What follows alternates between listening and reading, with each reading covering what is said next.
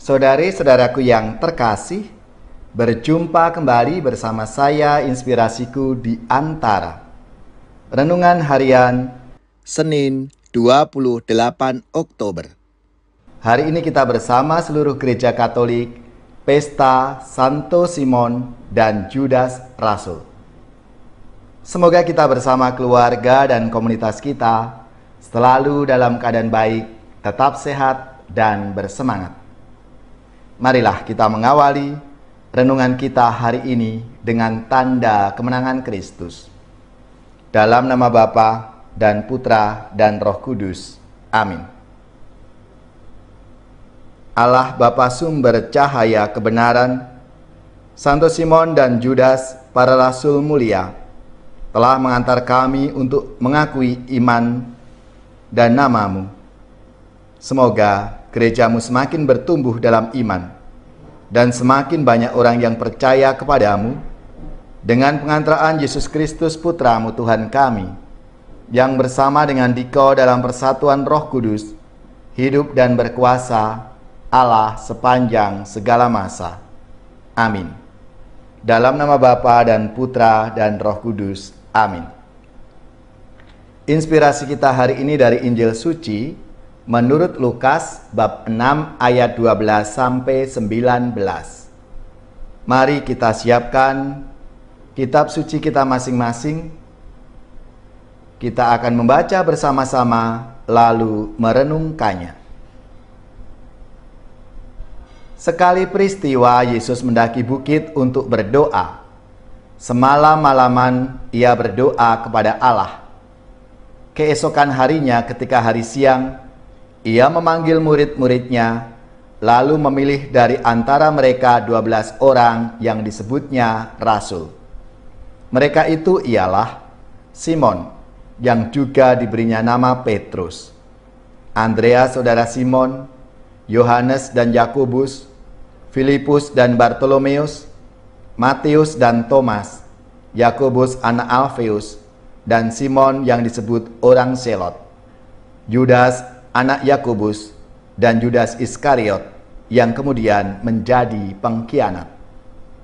Lalu Yesus turun bersama mereka dan berhenti pada suatu tempat yang datar. Di situ berkumpul sejumlah besar dari murid-muridnya dan banyak orang lain yang datang dari seluruh Yudea dan dari Yerusalem, dari daerah pantai Tirus dan Sidon. Mereka datang untuk mendengarkan Dia dan untuk disembuhkan dari penyakit mereka. Juga mereka yang dirasuk oleh roh-roh jahat beroleh kesembuhan, dan orang banyak itu berusaha menjamah Dia. Karena daripadanya keluar suatu kuasa, dan semua orang itu disembuhkannya.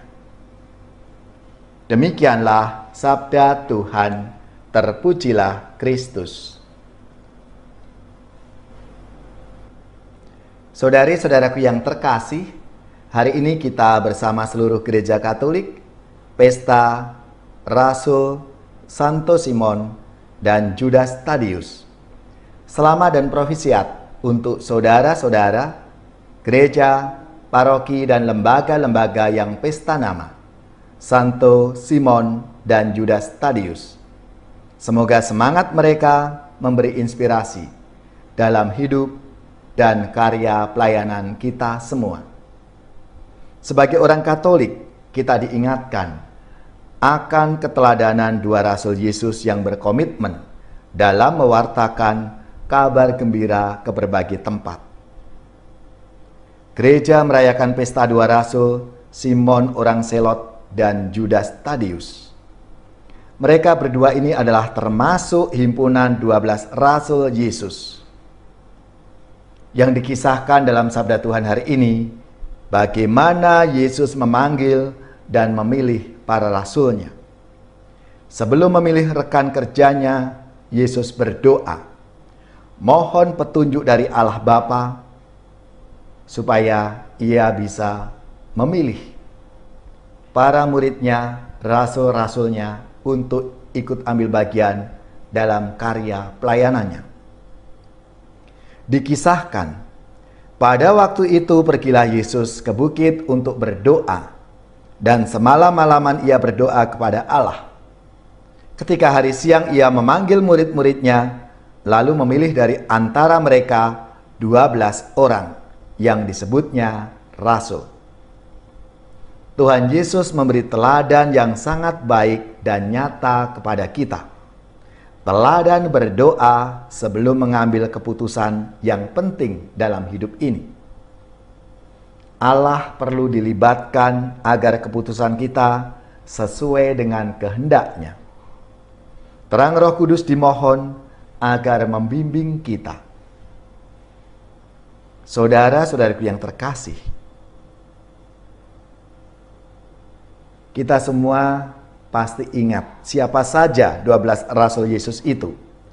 Mereka adalah Simon Petrus, Andreas, Yakobus, Yohanes, Filipus, Bartolomeus, Matius, Thomas, Yakobus anak Alfeus, Simon yang disebut orang Selot, Judas anak Yakobus, dan Judas Iskariot.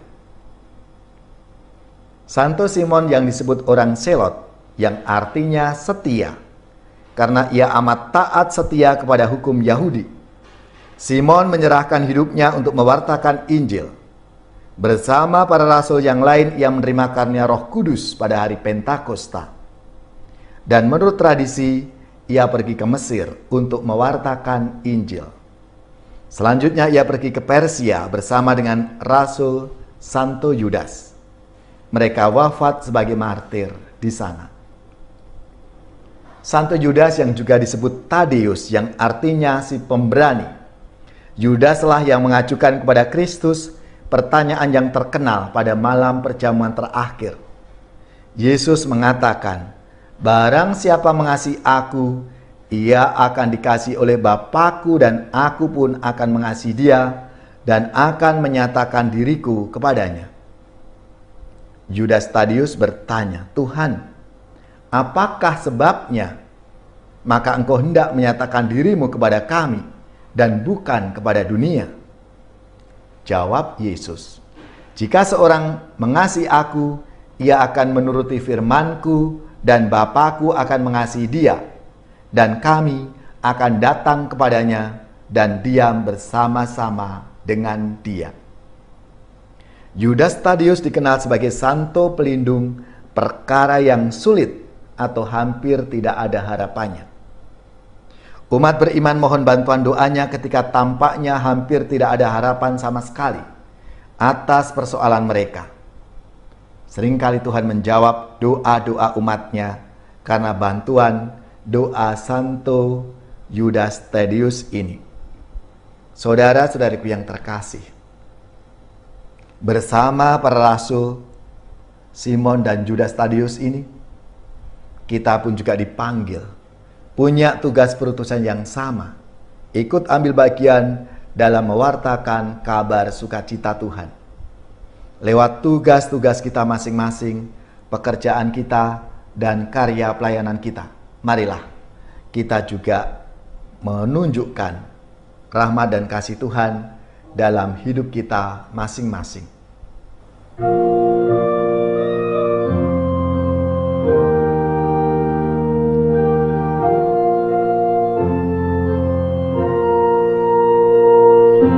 Kau dipanggil Tuhan, dijadikan duta, supaya hidupmu menyinarkan kasih-Nya. Berat memang tugasmu, tetapi kau diberi rahmat. Kau dipanggil Tuhan, dijadikan duta, supaya hidupmu menyinarkan kasih-Nya. Sang Kristus memikatmu, takkan mampu kau menolaknya. Kau dipanggil Tuhan, dijadikan dijadikan duta, supaya hidupmu menyinarkan kasih-Nya. Dan doaku bagimu, semoga teguh semangatmu, kau dipanggil Tuhan, dijadikan duta, supaya hidupmu menyinarkan kasih-Nya. Saudari-saudaraku yang terkasih, marilah kita mengakhiri renungan kita hari ini dengan menerima berkat Tuhan, dan kita akan menerima tugas perutusan. Mari kita siapkan hati kita untuk menerima berkat-Nya. Semoga saudari-saudara sekalian, keluarga-keluarga dan komunitas kita, orang-orang yang kita doakan, mereka yang sakit, yang menderita, seluruh tugas, belajar, pekerjaan, usaha serta karya pelayanan kita dibimbing, dilindungi dan diberkati oleh Allah yang Maha Kuasa, Bapa dan Putra dan Roh Kudus. Amin.